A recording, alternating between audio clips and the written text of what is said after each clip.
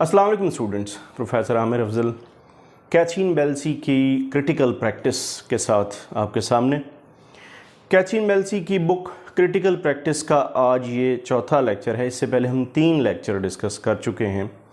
इन 3 lectures में हम already उनकी जो एक थियरी है एक्सप्रेसिव रियलिज़म और कॉमन सेंस थियरी, और फिर वो तमाम चैलेंजेस जो दरपेश हैं एक्सप्रेसिव रियलिज़म को towards creating meanings out of a given text, वो हम डिस्कस कर चुके हैं। इससे पहले हम देख चुके हैं कि एक्सप्रेसिव रियलिज़म उन्होंने अपनी एक थियरी दी। फिर उन्होंने बताया कि इसको सबसे पहला जो चैलेंज था या इसको सबसे पहले जो क्वेश्चन किया वो न्यूक्लिटिसिज्म ने किया। फिर रीडर रिस्पॉन्स थियरी आई, उसके बाद स्ट्रक्चरलिज्म आया। स्ट्रक्चरलिज्म के बाद फिर कुछ साइको एनालिसिस की थियरीज़ ऐसी हैं जो उसको चैलेंज करती हैं या क्वेश्चन रेज करती हैं। तो हम चलते चलते जो इसी तरह जो मीनिंग्स की नेक्स्ट थियरी तक पहुँचे हैं। आज जैसे मैंने बताया इस सिलसिले का ये चौथा लेक्चर है और चौथे लेक्चर में हम पहुँचे हैं रोलां बार्ट तक। बार्ट ये कहते हैं कि अच्छा, पहले मैं ये बता दूं कि ये इनको कुछ लोग जो हैं वो स्ट्रक्चरलिस्ट समझते हैं, कुछ इनको पोस्ट स्ट्रक्चरलिस्ट समझते हैं। इनका काम स्ट्रक्चरलिज्म पे भी है, पोस्ट स्ट्रक्चरलिज्म पे भी है। इनकी एक बुक है मिथोलॉजीज के नाम से, और एक इनका जो सबसे ज़्यादा मशहूर ऐसे है that is the death of the author. इनकी जो थियरी है वो तो बहुत कॉम्प्रीहेंसिव, बड़ी डिटेल्ड है, बट मैं सिर्फ कैथरीन बेल्सी ने कितना उनको इसमें यूज़ किया, मैं सिर्फ उसी हद तक अपने आप को लिमिटेड रखूँगा। इनके ऐसे डेथ ऑफ द ऑथर का मतलब ये है कि he denies author as a centre of meaning. हम आगे जाके भी ये चीज़ डिस्कस करेंगे कि जब भी हम फ़िलासफ़ी की बात करते हैं तो फ़िलासफ़ी में हम देखते हैं कि मीनिंग्स एक्सट्रैक्ट करने का तरीका ये होता है कि आप किसी न किसी चीज़ को सेंटर मानते हैं। तो अगर हम ये मानें कि जो ऑथर है वो मीनिंग्स की साइंस में, मीनिंग की फ़िलासफ़ी में, सिमेंटिक्स में या प्रैग्मेटिक्स में अगर हम ऑथर को सेंटर मान लें तो उसका मतलब ये होता है कि हमारी जो मीनिंग्स हैं वो ऑथर सेंटर्ड हैं, वो रीडर सेंटर्ड नहीं है, वो टेक्स्ट सेंटर्ड नहीं है, वो स्ट्रक्चर सेंटर्ड नहीं है। तो he was the first one कि जिन्होंने ये डिनाई किया कि जो मीनिंग्स हैं वो सेंटर्ड नहीं है, यानी दूसरी लफ्ज़ों में ऑथर का उससे कुछ लेना देना नहीं। फिर उन्होंने एक कहानी भी बताई है, एक कैस्ट्रेटो की, सारा साइन की एक स्टोरी है। इसमें भी फिर वो ये बताते हैं कि ये कहानी जो है वो कौन सुनाता है, कैसे सुनाता है। It all depends on the author कि कोई किस आइडियोलॉजी से कहानी सुनाता है, तो उसी हिसाब से हम इसके मीनिंग्स एक्सट्रैक्ट करते हैं। बहरहाल एक लॉन्ग स्टोरी है जो सिर्फ एक एग्जांपल के तौर पे यूज़ हुई है, लेकिन जो असल चीज़ है वो ये कि he says that text is drawn from social context. अच्छा, अब इनका ख्याल क्या है? अब आप at the same time expressive realism की थियरी भी माइंड में रखें और बार्ट की थियरी भी ज़रा देखें। वो ये कहते हैं कि text is drawn from social context.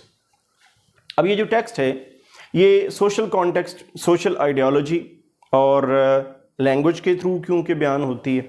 तो लैंग्वेज जो है वो सोशली कंस्ट्रक्टेड है।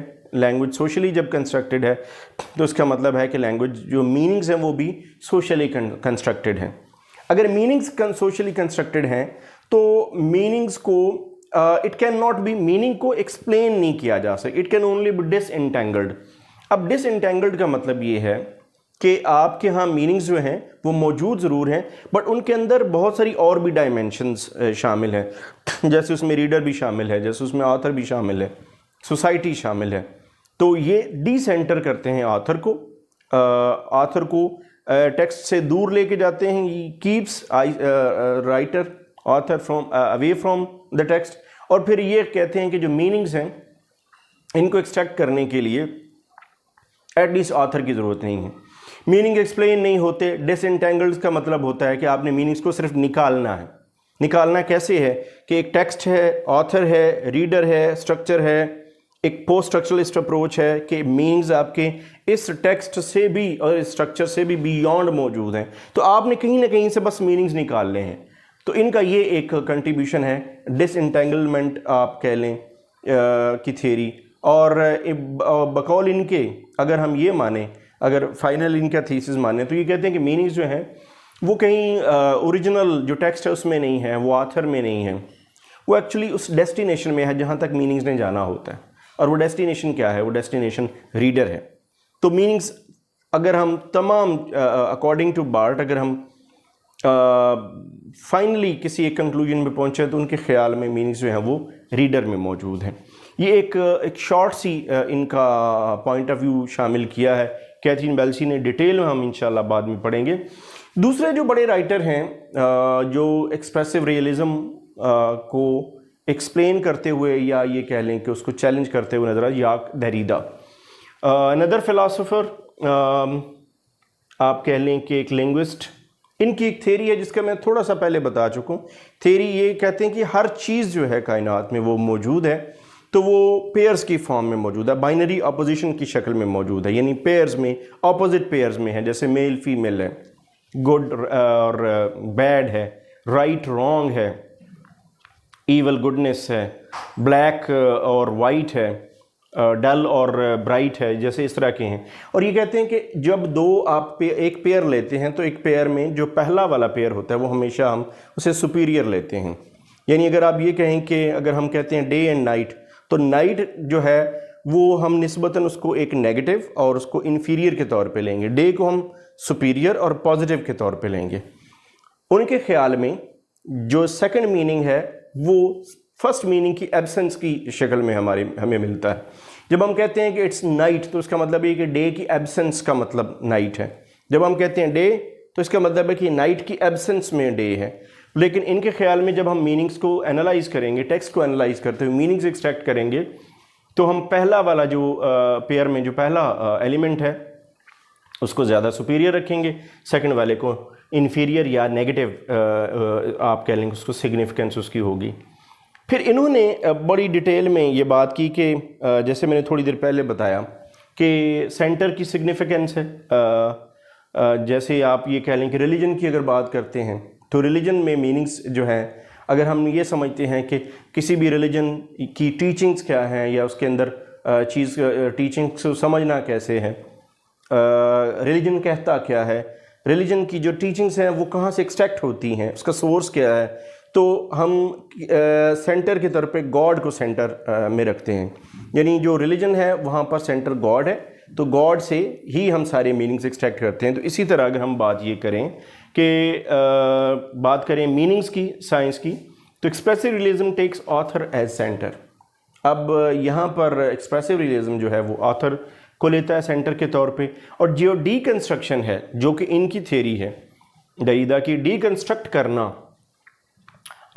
ये ट्राई करती है to find out centre, take the centre away and there would be a multiplicity of meanings. अच्छा, इनका ख्याल ये है कि जो सबसे पहले तो हम ये फाइंड आउट करेंगे कि सेंटर है क्या। जब हम सेंटर तक जाएंगे तो फिर सेंटर को फिर हम डी सेंटर करेंगे और हम कोशिश ये करेंगे कि हम सेंटर को, इस साइंस में सेंटर को हम दूर हटा दें। यानी अगर हमने ऑथर को सेंटर के तौर पे लिया in the science of meanings, तो हम सेंटर को दूर हटा देते हैं, यानी हम उसको माइनस कर देते हैं। अगर हम माइनस कर देते हैं तो उसका मतलब है फिर हमारे पास ये एक ओपन चॉइस आ जाती है।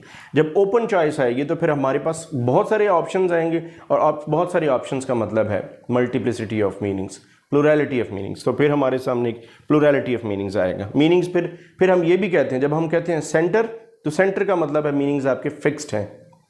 हमने मीनिंग्स को अनफिक्स करना है तो हम सेंटर को हटा देते हैं, तो जो फिक्स्ड मीनिंग्स होते हैं वो अनफिक्स हो जाते हैं और वो फिर वो चेंजेबल हो जाते हैं। यहाँ तक तो इन्होंने अपनी थ्योरी को कंस्ट्रक्ट करने की कोशिश की है कैथरीन बेल्सी ने, और आखिर में वो इस नतीजे पे पहुँचती हैं जिसके बारे में बहुत सारे लोग ये कहते हैं कि हमें नहीं समझ आता कि उनका आखिर जो फाइनल थीसिस है वह है क्या।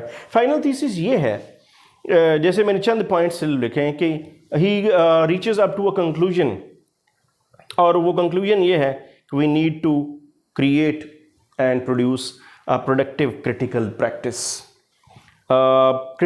एक प्रोडक्टिव क्रिटिकल प्रैक्टिस, या आप कह लें कि एक हाइब्रिड किस्म का तरीका जिससे हम मीनिंग्स को एक्सट्रैक्ट करें। तो इसके लिए फिर उन्होंने कहा कि हमें लैंग्वेज को समझना है, आइडियोलॉजी को समझना है, सेंटर को समझना है, ऑथर को समझना है, और इन तमाम चीज़ों को यूज़ करते हुए, यानी आप ये कह लें culture, language, the construction of language, the construction of ideology out of that language, और फिर उस लैंग्वेज का इंडिविजुअल के ऊपर क्या असर है वो उसके बाद फिर आथर के ऊपर इन्फ्लुएंस क्या है, आथर के बाद फिर हमने रीडर तक का उसका इन्फ्लुएंस देखना है। तो कहते हैं कि ये एक जॉइंट एफर्ट है।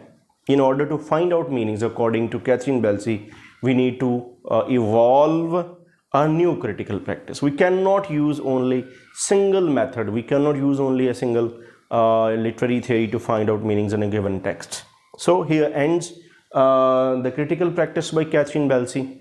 Inshallah, in next lecture I'll discuss a different topic which is taken in fact from the same book, but it is different in a sense कि वो आपके एग्जामिनेशन पॉइंट ऑफ व्यू से भी और इसकी understanding के लिए भी इसमें एक बहुत बड़ा क्वेश्चन आपको 2-3 लेक्चर पहले मैंने बताया था, दैट इज़ अबाउट टेक्स्ट। तो टेक्स्ट के बारे में काइंड्स ऑफ टेक्स्ट के साथ इंशाल्लाह I will come back in next lecture. Thanks for watching.